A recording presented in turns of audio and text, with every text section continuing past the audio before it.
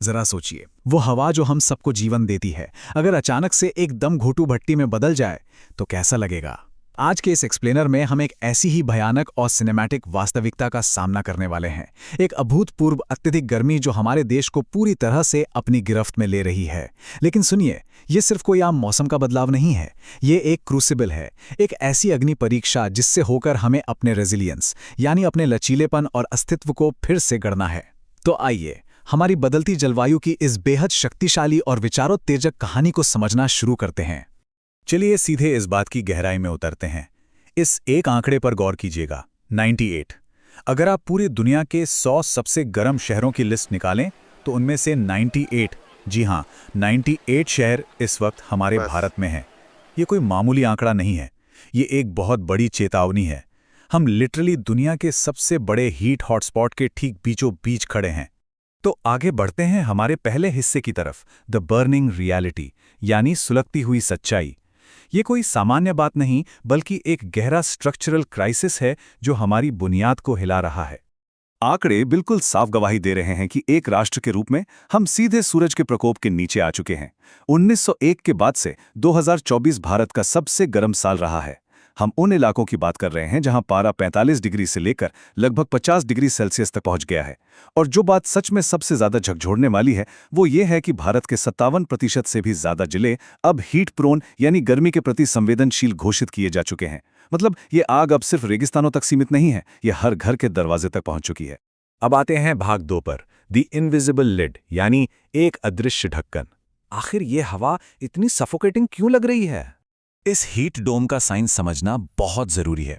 Imagine कीजिए एक बहुत बड़ा बर्तन जिस पर ऊपर से एक टाइट ढक्कन लगा दिया गया हो। हीट डोम बिल्कुल वैसा ही है।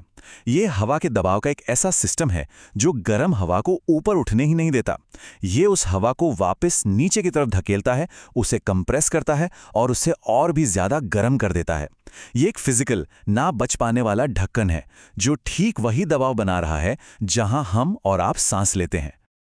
और पता है, ये हीट डोम अकेले काम नहीं कर रहा है। इसे बैकअप मिल रहा है एक बड़े ग्लोबल वेदर शिफ्ट से। सुपर अल नीनो ने समंदर की सतह का तापमान 2 डिग्री सेल्सियस तक बढ़ा दिया है। इसके साथ ही हमारे वेस्टर्न डिस्टर्बेंस कमजोर पड़ गए हैं, जिसका सीधा सा मतलब है कि आसमान से बादलों की वो छतरी गायब हो गई है जो हमें तेज सूरज से बचाती थी। रही सही कसर सूखी मिट्टी और नमी की कमी ने पूरी कर दी है, जिसने इस गर्मी को एक भट्टी में बदल दिया है। भाग 3, द हिडन टोल। जब हवा ही आग बन जाए तो कीमत सिर्फ पर्यावरण नहीं बल्कि इंसानी जिंदगियां चुकाती हैं। यहां एक बहुत ही कड़वी सच्चाई सामने आती है जिसे थर्मल इनजस्टिस या तापीय अन्याय कहा जाता है। जरा सोचिए, गर्मी का असर हम सब पर बराबर नहीं होता। हमारे जो गिग वर्कर्स हैं, डिलीवरी करने वाले लोग हैं या कंस्ट्रक्शन मजदूर हैं, वे भयंकर गर्मी का सीधा सामना करते हैं और उनके पास जीरो कूलिंग ऑटोनॉमी है। वे अपनी मर्जी से एसी या कूलर चालू नहीं कर सकते। वे या तो उस गर्मी में काम करेंगे या फिर हार जाएंगे, उनके पास कोई तीसरा रास्ता नहीं है। और इस भयानक अन्याय की कीमत हमारा पूरा सिस्टम चुका रहा है। ये एस्टिमेटेड आंकड़े किसी भी अर्थव्यवस्था को डराने के लिए काफ़ी हैं। अनुमान है कि 2030 तक इस भीषण गर्मी के कारण हमारी जीडीपी में 4.5% तक की भारी गिरावट आ सकती है। लगभग 3.4 करोड़ फुल टाइम नौकरियों पर खतरा मंडरा रहा है। और स्वास्थ्य संकट तो बिल्कुल हमारे सामने है। अकेले 2024 में 44,000 से ज्यादा हीट स्ट्रोक के मामले दर्ज हुए हैं। ये एक सिस्टेमिक रिस्क है जो हमारी इकोनॉमी और लाखों जिंदगियों को निगल रहा है। और एक चौंकाने वाली बात बताऊं, इस अत्यधिक गर्मी का एक बहुत ही छिपा हुआ डरावना डोमिनो इफेक्ट भी है। इतनी तेज गर्मी और सूखे के कारण सांपों के प्राकृतिक घर उजड़ रहे हैं, जिससे वो इंसानी बस्तियों में आ रहे हैं। और इतना ही नहीं, ये एक्सट्रीम हीट उनके जहर की संरचना को भी बदल रही है।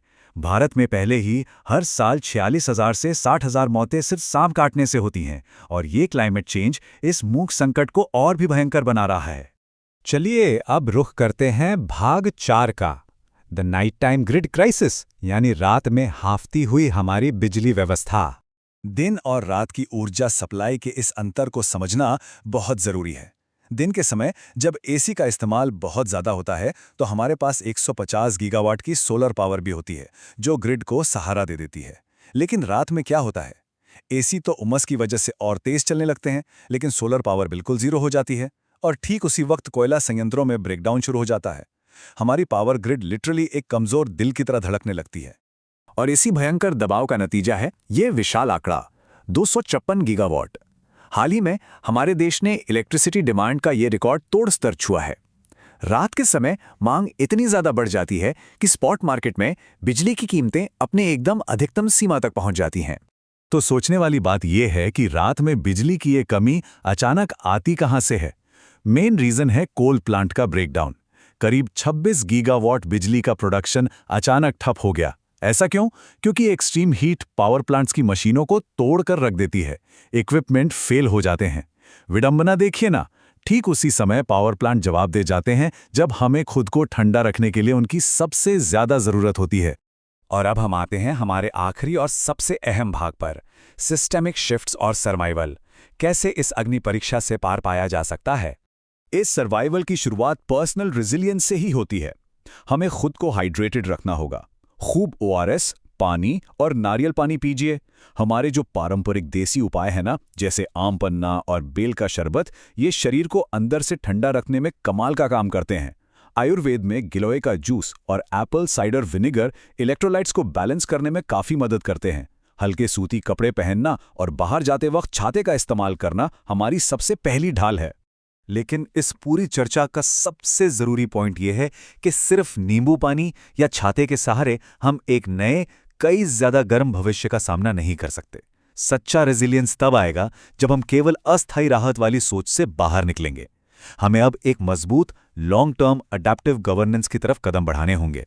अपने बुनियादी ढांचे को बिल्कुल जड़ से बदलना होगा। तो आगे का रास्ता क्या होना चाहिए? हमें उन बड़े सिस्टमिक सॉल्यूशंस की तत्काल जरूरत है जिनके तहत हीट वेव को एक राष्ट्रीय आपदा घोषित किया जाए, ताकि इसके लिए बेहतर फंड मिल सके। हमारे हीट एक्शन प्लान्स को असली जमीनी डेटा के साथ अपग्रेड करना होगा। बाहर काम करने वाले मजदूरों के लिए अनिवार्य आराम के साइकिल्स और उनकी मजदूरी की सुरक्षा के नियम कड़ाई से लागू करने होंगे। और सबसे बड़ी बात, संविधान के अनुच्छेद 21 के तहत राइट टू कूलिंग यानी सुरक्षित और ठंडे वातावरण के अधिकार को जीवन के अधिकार का हिस्सा मानना ही होगा। जो इस एक्सप्लेनर के अंत में एक बहुत ही गहरा और विचारोत्तेजक सवाल खड़ा करता है, क्या हम यूं ही सिर्फ इस गर्मी से कुछ पल की राहत ढूंढते रहेंगे, या फिर एक नए, कहीं अधिक गर्म भविष्य के लिए खुद को पूरी तरह से अडैप्ट करेंगे? यह एक सभ्यता के रूप में हमारे विकसित होने का सबसे बड़ा इम्तिहान है। इस एक्सप्लेनर में हमारे साथ जुड़ने के लिए बहुत बहुत धन्यवाद। जानकारी से लैस रहें और अपना खूब ख्याल रखें।